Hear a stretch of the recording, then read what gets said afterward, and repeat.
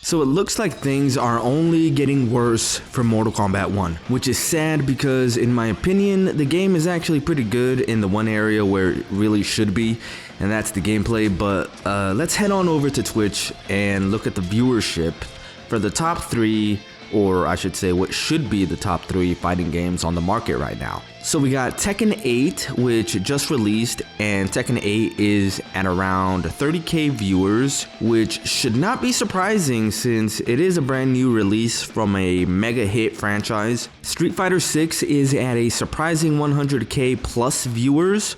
Surprising to me, at least. I've been out of the loop with SF6 ever since I dropped it, but you know, I am happy that it's doing well. Good for them, but it is sad to see what's going on with Mortal Kombat 1. Because at its core, it is a good fighting game, but beyond its core, there is so much wrong with it. And with how bad it's doing, anytime someone from NetherRealm Studios or the official Mortal Kombat Twitter account makes a posting, they get destroyed by the comments. We're gonna go into how NetherRealm and Warner Brothers can fix this game and how they can extend an olive branch to the MK community. But first, if you're new to Mortal Kombat and don't know what's going on, then here's a brief explainer. Mortal Kombat 1 launched a few months ago and it looked like it could not fail. It looked like it was on top of the world, and it was for a little while at least, but bit by bit we started seeing the issues. Our brand new Corvette came with a few missing engine components, like a radiator for one. You don't want to miss something like that. The biggest issue people had with the game at first was the extremely expensive cost for premium store items and how tedious it was to gain more in-game currency. For example, some skins in the game cost $10, for a single skin. Things that should be free, like bracelets and things like that, would go for $2 or more. It's that type of situation where the company, whether it's NetherRealm or Warner Brothers, where they want you to pay an arm and a leg for literally every little thing. But then the real issues really started when Quan Chi came out. The day Quan Chi came out, pretty much no one was able to play the game for an entire day because of a glitch that broke Invasions mode. So they shut the servers down for the entire day pretty much. So imagine that. It's the day that your big DLC character comes out and no one could play the game, at least not online. But once the servers came back on, we got another problem.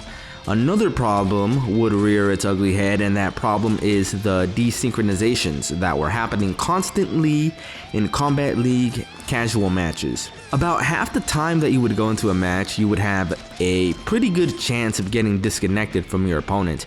And this problem persisted from December 14 until the 25th of January to be exact. So after about a month and a half of constant disconnections in a $70 AAA game, they finally released a patch fixing the issue. Oh, and I forgot to mention that about 2 weeks ago, they released another patch where they claimed that they fixed the desync issue, but it actually made it worse. So yeah, that's the type of thing that Mortal Kombat 1 fans were dealing with, but they did actually fix it. It only took a month, but that 1 month caused a huge drop in viewership for all MK1 related content.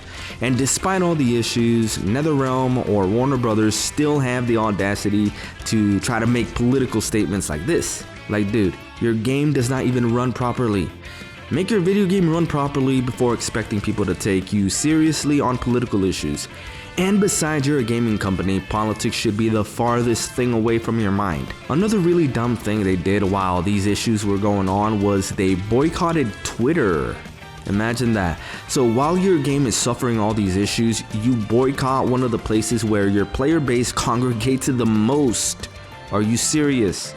Are you serious right now? Stay the fuck away from politics and focus on your game. Anyway, this comparison between Tekken 8, Street Fighter 6, and Mortal Kombat 1 really puts into perspective just how massive of a drop in interest Mortal Kombat 1 has seen. I think honestly, one of the things NetherRealm and Warner Brothers should do, if they actually have an interest in saving this game, is opening up the premium shop for one. Make everything free for a week or two, and then after that, I understand they gotta pay the bills and all, so if they're gonna charge for things like skins, it can't be $10 a pop, bro. It can't. I can tell you right now, I will never pay 10 bucks for any skin in this game, or any game. It's not that I can't afford it, but it's just the principle of it, you know? You should not be charging so much for a single skin. Maybe 2 bucks, maybe. Honestly, in my mind though, that's still too much for a skin, but compared to $10, it doesn't sting as much.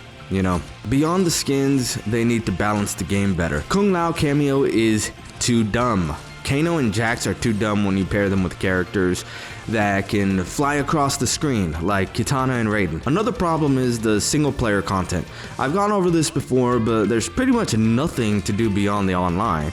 There's a story mode which is fine, but it's very short, and you don't really unlock much, but the meat of the game is in Invasions, which is a horribly made mode that the consensus seems to be that the player base just wants this mode removed. And I would agree with that as well. Like, I don't even bother to play it.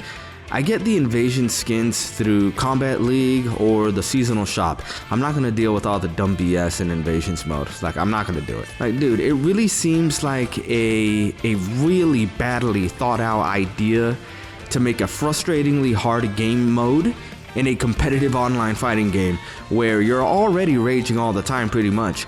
That's why the Crypt was better, because it was literally just you walking around opening up treasure chests and finding secrets.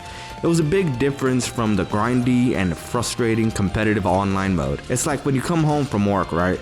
With work being online matches, you just want to relax, but instead of being able to relax, you gotta watch over your shoulder that your wife doesn't try to kill you.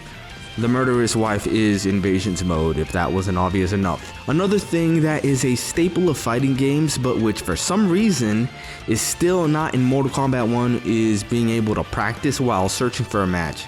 Like, dude, how are you a AAA fighting game in 2024 and you don't have one of the most basic things? And going back to when they announced the latest patch fixing the desync issue, all they said basically was, oh hey, the desync is fixed, here you go.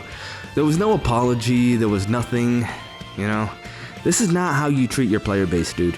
70 bucks for a broken game, really? Anyway, this video is getting too long, so I'm gonna end it there. Don't forget to hit the like button, it will really help me out if you do that, and subscribe to the channel. I'll keep bringing you more combo videos, online matches, and video game news. I'm Switchblade, done.